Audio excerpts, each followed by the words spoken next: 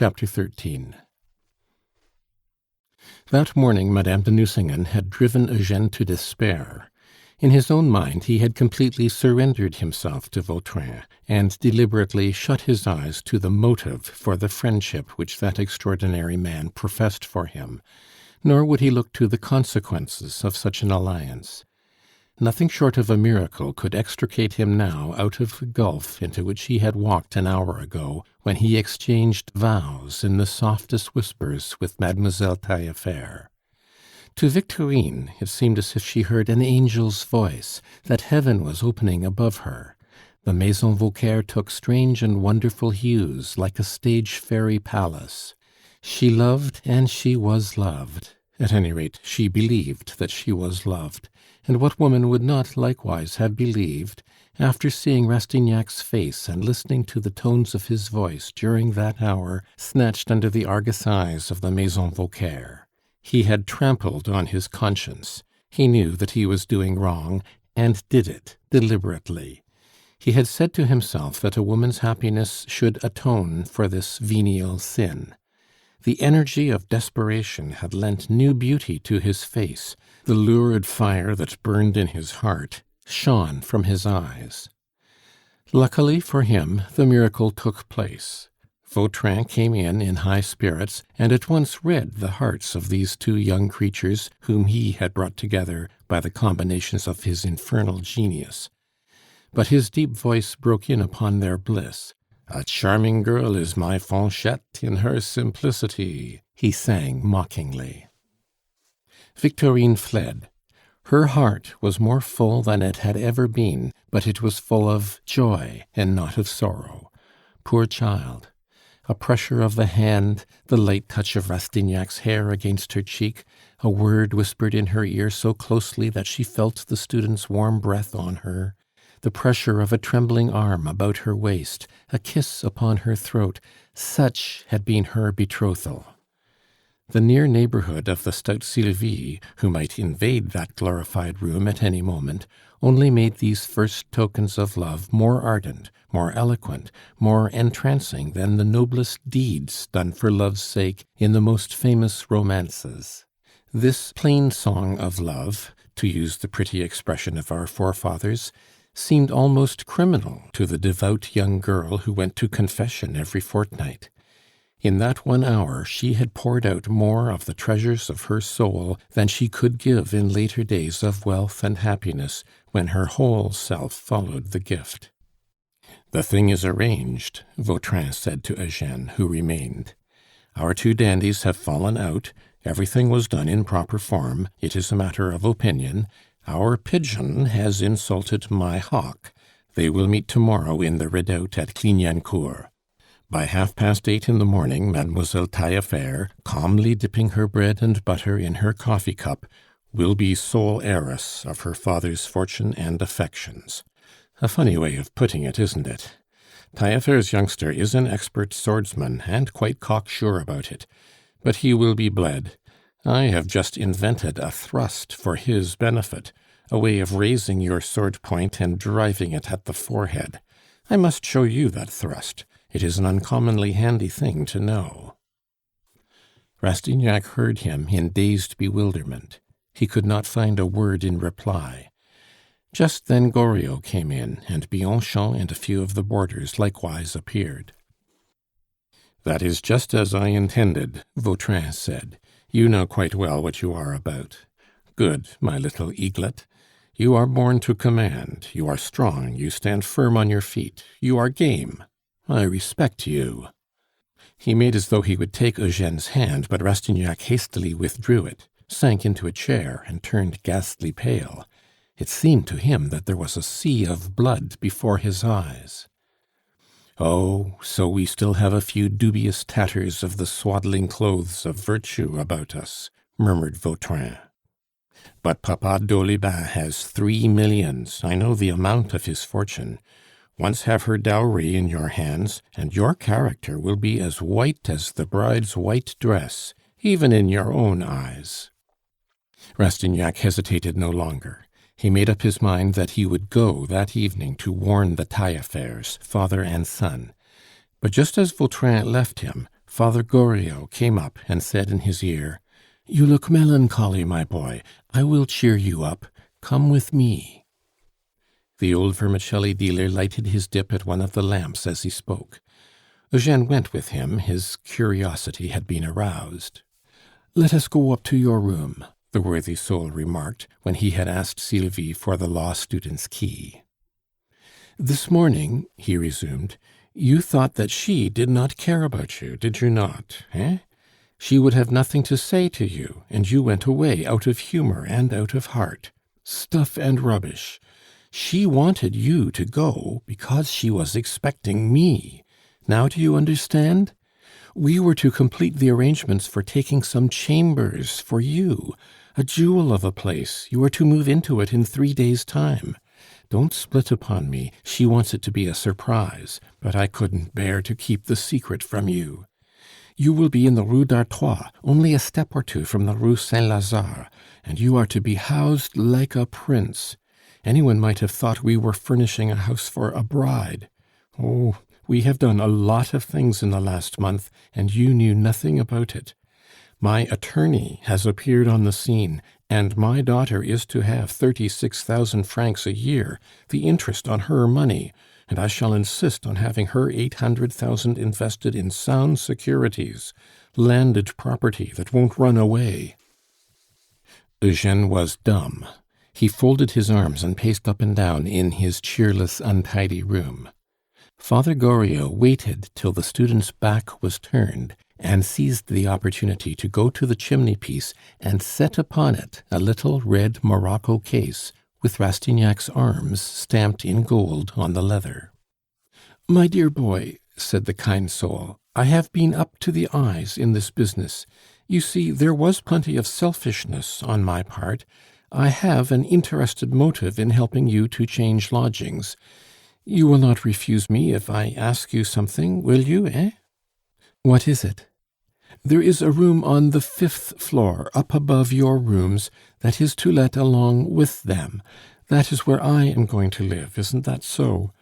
I am getting old, I am too far from my girls. I shall not be in the way, but I shall be there, that is all. You will come and talk to me about her every evening? It will not put you about, will it? I shall have gone to bed before you come in, but I shall hear you come up, and I shall say to myself, 'He has just seen my little Delphine. He has been to a dance with her, and she is happy, thanks to him.' If I were ill, it would do my heart good to hear you moving about below, to know when you leave the house and when you come in. It is only a step to the Champs Elysees, where they go every day, so I shall be sure of seeing them, whereas now I am sometimes too late. And then, perhaps she may come to see you. I shall hear her, I shall see her in her soft quilted pelisse, tripping about as daintily as a kitten. In this 1 month she has become my little girl again, so light-hearted and gay. Her soul is recovering, and her happiness is owing to you. Oh, I would do impossibilities for you. Only just now she said to me, 'I am very happy, papa.' When they say 'father' stiffly, it sends a chill through me, but when they call me 'papa,' it brings all the old memories back. I feel most their father then. I even believe that they belong to me and to no one else." The good man wiped his eyes. He was crying. "It is a long while since I have heard them talk like that, a long, long time since she took my arm, as she did to-day. Yes, indeed, it must be quite 10 years since I walked side by side with one of my girls. How pleasant it was to keep step with her, to feel the touch of her gown, the warmth of her arm. Well, I took Delphine everywhere this morning. I went shopping with her, and I brought her home again. Oh, you must let me live near you. You may want some one to do you a service some of these days, and I shall be on the spot to do it. Oh, if only that great dolt of an Alsatian would die, if his gout would have the sense to attack his stomach, how happy my poor child would be. You would be my son-in-law, you would be her husband in the eyes of the world. Bah! She has known no happiness. That excuses everything. Our Father in heaven is surely on the side of fathers on earth who love their children." "How fond of you she is!" he said, raising his head after a pause. "All the time we were going about together, she chatted away about you. 'He is so nice looking, papa, isn't he? He is kind hearted. Does he talk to you about me?' Pshaw! She said enough about you to fill whole volumes. Between the Rue d'Artois and the Passage des Panoramas, she poured her heart out into mine. I did not feel old once during that delightful morning. I felt as light as a feather. I told her how you had given the banknote to me. It moved my darling to tears. 'But what can this be on your chimney piece?' said Father Goriot at last. Rastignac had showed no sign, and he was dying of impatience. Eugene stared at his neighbor in dumb and dazed bewilderment. He thought of Vautrin, of that duel to be fought tomorrow morning, and of this realization of his dearest hopes, and the violent contrast between the two sets of ideas gave him all the sensations of a nightmare. He went to the chimney-piece, saw the little square case, opened it, and found a watch of Breguet's make, wrapped in paper, on which these words were written: "I want you to think of me every hour, because Delphine." That last word doubtless contained an allusion to some scene that had taken place between them. Eugene felt touched. Inside the gold watch case, his arms had been wrought in enamel. The chain, the key, the workmanship and design of the trinket were all such as he had imagined, for he had long coveted such a possession. Father Goriot was radiant. Of course he had promised to tell his daughter every little detail of the scene and of the effect produced upon Eugene by her present. He shared in the pleasure and excitement of the young people, and seemed to be not the least happy of the three. He loved Rastignac already, for his own as well as for his daughter's sake. "You must go and see her. She is expecting you this evening. That great lout of an Alsatian is going to have supper with his opera dancer. Aha! He looked very foolish when my attorney let him know where he was. He says he idolizes my daughter, does he? He had better let her alone, or I will kill him. To think that my Delphine is his!" He heaved a sigh. "It is enough to make me murder him, but it would not be manslaughter to kill that animal. He is a pig with a calf's brains. You will take me with you, will you not?"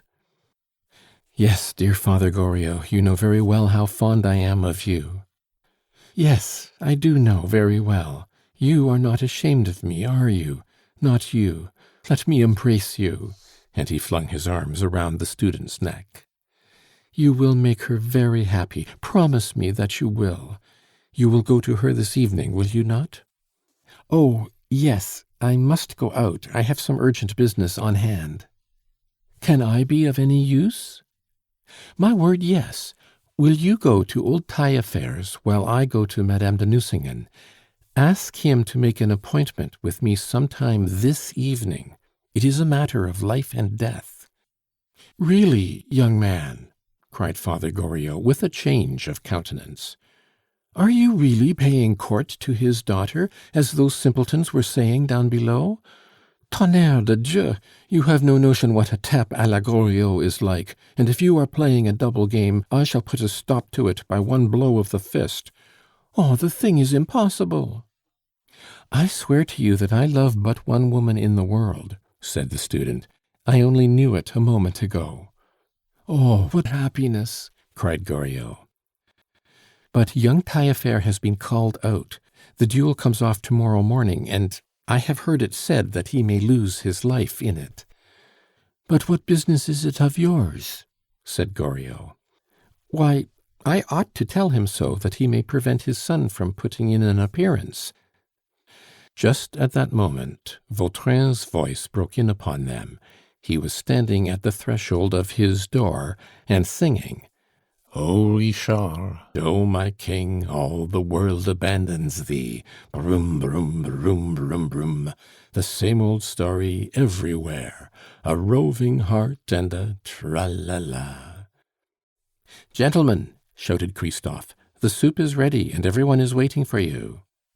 "Here," Vautrin called down to him, "come and take a bottle of my Bordeaux." "Do you think your watch is pretty?" asked Goriot. "She has good taste, hasn't she, eh?" Vautrin, Father Goriot, and Rastignac came downstairs in company, and all three of them, being late, were obliged to sit together. Eugene was as distant as possible in his manner to Vautrin during dinner; but the other, so charming in Madame Vauquer's opinion, had never been so witty. His lively sallies and sparkling talk put the whole table in good humor. His assurance and coolness filled Eugene with consternation. "Why, what has come to you to-day?" inquired Madame Vauquer. "You are as merry as a skylark." "I am always in spirits after I have made a good bargain." "Bargain?" said Eugene. "Well, yes, bargain. I have just delivered a lot of goods, and I shall be paid a handsome commission on them. Mademoiselle Michonneau," he went on, seeing that the elderly spinster was scrutinizing him intently, "have you any objection to some feature in my face, that you are making those lynx eyes at me? Just let me know, and I will have it changed to oblige you. We shall not fall out about it, Poiret, I dare say," he added, winking at the superannuated clerk. "Bless my soul, you ought to stand as model for a burlesque Hercules," said the young painter. "I will, upon my word, if Mademoiselle Michonneau will consent to sit as the Venus of Père Lachaise," replied Vautrin. "There's Poiret," suggested Bianchon. "Oh, Poiret shall pose as Poiret. He can be a garden god," cried Vautrin. "His name means a pear." "A sleepy pear," Bianchon put in. "You will come in between the pear and the cheese." "What stuff are you all talking?" said Madame Vauquer. "You would do better to treat us to your Bordeaux. I see a glimpse of a bottle there. It would keep us all in good humor, and it is good for the stomach besides." "Gentlemen," said Vautrin, "the Lady President calls us to order. Madame Couture and Mademoiselle Victorine will take your jokes in good part, but respect the innocence of the aged Goriot. I propose a glass or two of Bordeaux Rama, rendered twice illustrious by the name of Lafitte. No political allusions intended. Come, you Turk," he added, looking at Christophe, who did not offer to stir. "Christophe, here! What, you don't answer to your own name? Bring us some liquor, Turk."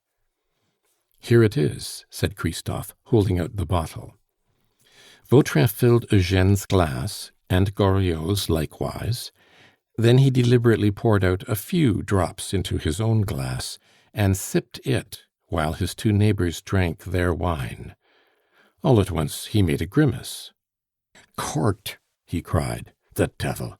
You can drink the rest of this, Christophe, and go and find another bottle. Take from the right-hand side, you know. There are 16 of us. Take down 8 bottles." "If you are going to stand treat," said the painter, "I will pay for 100 chestnuts." "Oh, oh! Boo! Pah!" These exclamations came from all parts of the table, like squibs from a set firework. "Come now, Mamma Vauquer, a couple of bottles of champagne," called Vautrin. "Quien! Just like you. Why not ask for the whole house at once? A couple of bottles of champagne, that means 12 francs. I shall never see the money back again, I know. But if Monsieur Eugene has a mind to pay for it, I have some currant cordial." "That currant cordial of hers is as bad as a black draught," muttered the medical student. "Shut up, Bianchon!" exclaimed Rastignac. "The very mention of black draught makes me feel Yes, champagne by all means. I will pay for it," he added. "Sylvie," called Madame Vauquer, "bring in some biscuits and the little cakes."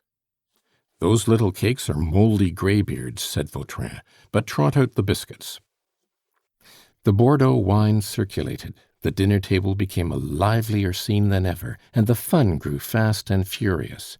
imitations of the cries of various animals mingled with the loud laughter. The museum official, having taken it into his head to mimic a cat call, rather like the caterwauling of the animal in question, 8 voices simultaneously struck up with the following variations: "Scissors to grind, chickweeds for singing birds, brandy snaps, ladies, china to mend, boat ahoy, sticks to beat your wives or your clothes, old clo', cherries all ripe."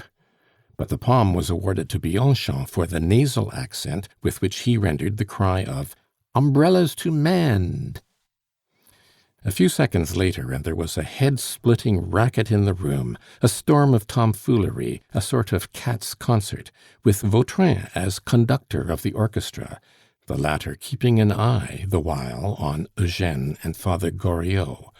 The wine seemed to have gone to their heads already. They leaned back in their chairs, looking at the general confusion with an air of gravity, and drank but little. Both of them were absorbed in the thought of what lay before them to do that evening, and yet neither of them felt able to rise and go.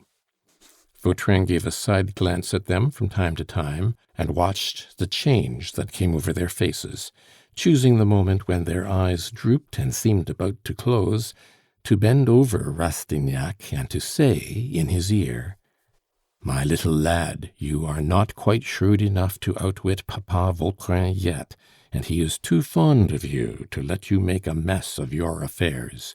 When I have made up my mind to do a thing, no one short of Providence can put me off." Aha! We were for going round to warn old Taillefer, telling tales out of school. The oven is hot, the dough is kneaded, the bread is ready for the oven. Tomorrow we will eat it up and whisk away the crumbs, and we are not going to spoil the baking. No, no, it is all as good as done. We may suffer from a few conscientious scruples, but they will be digested along with the bread. While we are having our 40 winks, Colonel Count Franceschini will clear the way to Michel Taillefer's inheritance with the point of his sword. Victorine will come in for her brother's money, a snug 15,000 francs a year. I have made inquiries already, and I know that her late mother's property amounts to more than 300,000. Eugène heard all this, and could not answer a word. His tongue seemed to be glued to the roof of his mouth, an irresistible drowsiness was creeping over him. He still saw the table and the faces round it, but it was through a bright mist. Soon the noise began to subside. One by one the boarders went. At last, when their numbers had so dwindled that the party consisted of Madame Vauquer, Madame Couture, Mademoiselle Victorine, Vautrin, and Father Goriot, Rastignac watched, as though in a dream, how Madame Vauquer busied herself by collecting the bottles and drained the remainder of the wine out of each to fill others. "Oh, how uproarious they are! What a thing it is to be young!" said the widow. These were the last words that Eugène heard and understood. "There is no one like Monsieur Vautrin for a bit of fun like this," said Sylvie. "There, just hark at Christophe! He is snoring like a top." "Good bye, mamma," said Vautrin. "I am going to a theatre on the boulevard to see Monsieur Marty in Le Mont Sauvage, a fine play taken from Le Solitaire. If you like, I will take you and these 2 ladies." "Thank you, I must decline," said Madame Couture. "What, my good lady!" cried Madame Vauquer. "Decline to see a play founded on the Le Solitaire, a work by Atala de Chateaubriand? We were so fond of that book that we cried over it like Magdalens under the lime trees last summer. And then it is an improving work that might edify your young lady." "We are forbidden to go to the play," answered Victorine. "Just look, those 2 yonder have dropped off where they sit," said Vautrin, shaking the heads of the 2 sleepers in a comical way. He altered the sleeping student's position, settled his head more comfortably on the back of his chair, kissed him warmly on the forehead, and began to sing: "Sleep, little darlings, I watch while you slumber." "I am afraid he may be ill," said Victorine. "Then stop and take care of him," returned Vautrin. "'Tis your duty as a meek and obedient wife," he whispered in her ear. "The young fellow worships you, and you will be his little wife. There's your fortune for you. In short," he added aloud, "they lived happily ever afterwards, were much looked up to in all the countryside, and had a numerous family. That is how all the romances end. Now, mamma," he went on as he turned to Madame Vauquer and put his arm round her waist, "put on your bonnet, your best flowered silk, and the Countess's scarf, while I go out and call a cab, all my own self."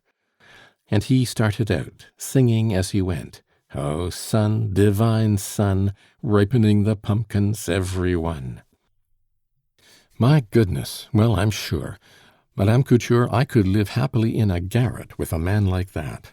There now," she added, looking round for the old vermicelli maker, "there is that Father Goriot half seas over. He never thought of taking me anywhere, the old skinflint. But he will measure his length somewhere.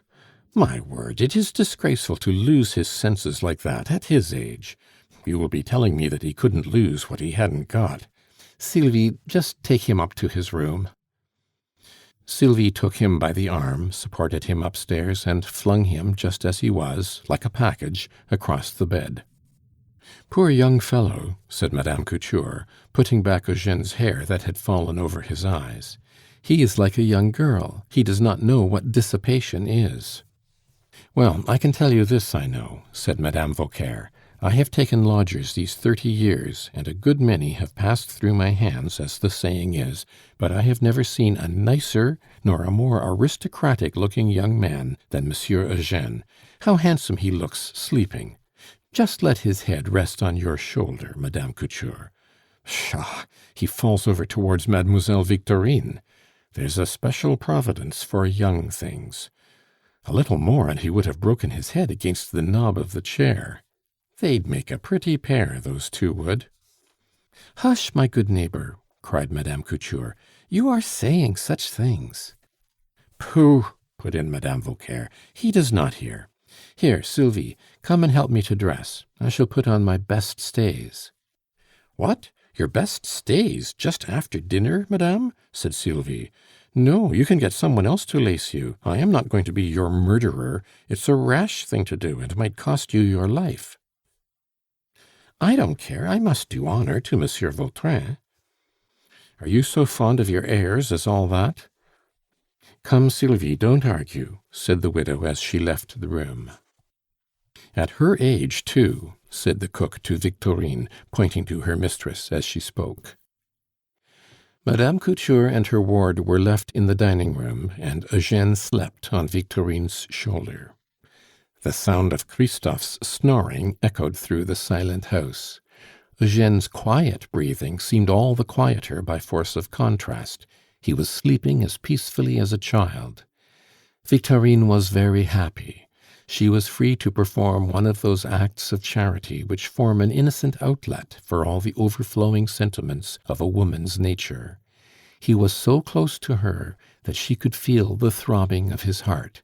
There was a look of almost maternal protection and conscious pride in Victorine's face. Among the countless thoughts that crowded up in her young innocent heart, there was a wild flutter of joy at this close contact. "Poor dear child!" said Madame Couture, squeezing her hand. The old lady looked at the girl. Victorine's innocent, pathetic face, so radiant with the new happiness that had befallen her, called to mind some naive work of mediaeval art, when the painter neglected the accessories, reserving all the magic of his brush for the quiet, austere outlines and ivory tints of the face, which seems to have caught something of the golden glory of heaven. "After all, he only took 2 glasses, mamma," said Victorine, passing her fingers through Eugene's hair. "Indeed, if he had been a dissipated young man, child, he would have carried his wine like the rest of them. His drowsiness does him credit." There was a sound of wheels outside in the street. "There is Monsieur Vautrin, mamma," said the girl. "Just take Monsieur Eugene. I would rather not have that man see me like this. There are some ways of looking at you that seem to sully your soul and make you feel as though you had nothing on." "Oh, no, you are wrong," said Madame Couture. "Monsieur Vautrin is a worthy man. He reminds me a little of my late husband, poor dear Monsieur Couture, rough but kind-hearted. His bark is worse than his bite." Vautrin came in while she was speaking. He did not make a sound, but looked for a while at the picture of the two young faces. The lamplight falling full upon them seemed to caress them. "Well," he remarked, folding his arms, "here is a picture. It would have suggested some pleasing pages to Bernardin de Saint Pierre, good soul, who wrote Paul et Virginie. Youth is very charming, Madame Couture. Sleep on, poor boy," he added, looking at Eugene. "Luck comes sometimes while you are sleeping. There is something touching and attractive to me about this young man, madame," he continued. "I know that his nature is in harmony with his face. Just look, the head of a cherub on an angel's shoulder. He deserves to be loved. If I were a woman, I would die. No, not such a fool. I would live for him." He bent lower and spoke in the widow's ear. "When I see those two together, madame, I cannot help thinking that Providence meant them for each other. He works by secret ways and tries the reins and the heart," he said in a loud voice. "And when I see you, my children, thus united by a like purity and by all human affections, I say to myself that it is quite impossible that the future should separate you. God is just." He turned to Victorine. "It seems to me," he said, "that I have seen the line of success in your hand. Let me look at it, Mademoiselle Victorine. I am well up in palmistry, and I have told fortunes many a time. Come now, don't be frightened. Ah! What do I see? Upon my word, you will be one of the richest heiresses in Paris before very long. You will heap riches on the man who loves you. Your father will want you to go and live with him. You will marry a young and handsome man with a title, and he will idolize you." The heavy footsteps of the coquettish widow, who was coming down the stairs, interrupted Vautrin's fortune-telling. "Here is Mamma Vauquer, fair as a star, dressed within an inch of her life. Aren't we a trifle pinched for room?" he inquired with his arm round the lady. "We are screwed up very tightly about the bust, mamma. If we are much agitated, there may be an explosion, but I will pick up the fragments with all the care of an antiquary." "There is a man who can talk the language of French gallantry," said the widow, bending to speak in Madame Couture's ear. "Good bye, little ones," said Vautrin, turning to Eugene and Victorine. "Bless you both." And he laid a hand on either head. "Take my word for it, young lady, an honest man's prayers are worth something. They should bring you happiness, for God hears them." "Good bye, dear," said Madame Vauquer to her lodger. "Do you think that Monsieur Vautrin means to run away with me?" she added, lowering her voice. "Lack a day!" said the widow. "Oh, mamma dear, suppose it should really happen as that kind Monsieur Vautrin said," said Victorine with a sigh as she looked at her hands. The two women were alone together. "Why, it wouldn't take much to bring it to pass," said the elderly lady. "Just a fall from his horse, and your monster of a brother." "Oh, mamma!" "Good Lord! Well, perhaps it is a sin to wish bad luck to an enemy," the widow remarked. "I will do penance for it. Still, I would strew flowers on his grave with the greatest pleasure, and that is the truth. Black-hearted, that he is! The coward couldn't speak up for his own mother, and cheats you out of your share by deceit and trickery. My cousin had a pretty fortune of her own, but unluckily for you, nothing was said in the marriage contract about anything that she might come in for." "It would be very hard if my fortune is to cost some one else his life," said Victorine. "If I cannot be happy unless my brother is to be taken out of the world, I would rather stay here all my life." "Mon Dieu, it is just as that good Monsieur Vautrin says, and he is full of piety, you see," Madame Couture remarked. I am very glad to find that he is not an unbeliever like the rest of them that talk of the Almighty with less respect than they do of the devil. Well, as he was saying, who can know the ways by which it may please Providence to lead us?" With Sylvie's help, the two women at last succeeded in getting Eugene up to his room. They laid him on the bed, and the cook unfastened his clothes to make him more comfortable. Before they left the room, Victorine snatched an opportunity when her guardian's back was turned, and pressed a kiss on Eugene's forehead, feeling all the joy that this stolen pleasure could give her. Then she looked round the room, and, gathering up, as it were, into one single thought all the untold bliss of that day, she made a picture of her memories, and dwelt upon it until she slept, the happiest creature in Paris. That evening's merry-making, in the course of which Vautrin had given the drugged wine to Eugene and Father Goriot, was his own ruin. Bianchon, flustered with wine, forgot to open the subject of Trompe la Mort with Mademoiselle Michonneau.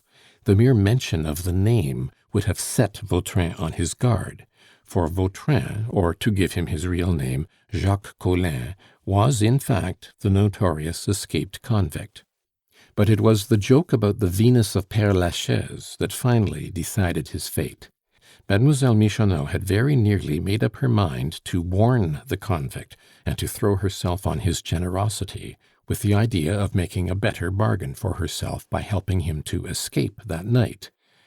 But, as it was, she went out escorted by Poiret in search of the famous chief of detectives in the Petite Rue Sainte Anne, still thinking that it was the district superintendent, one Gondureau, with whom she had to do. The head of the department received his visitors courteously. There was a little talk, and the details were definitely arranged. Mademoiselle Michonneau asked for the draft that she was to administer in order to set about her investigation. But the great man's evident satisfaction set Mademoiselle Michonneau thinking, and she began to see that this business involved something more than the mere capture of a runaway convict. She racked her brains while he looked in a drawer in his desk for the little file, and it dawned upon her that in consequence of treacherous revelations made by the prisoners, the police were hoping to lay their hands on a considerable sum of money. But on hinting her suspicions to the old fox of the Petite Rue Sainte Anne, that officer began to smile and tried to put her off the scent. "A delusion," he said. "Collin's Sorbonne is the most dangerous that has yet been found among the dangerous classes. That is all, and the rascals are quite aware of it.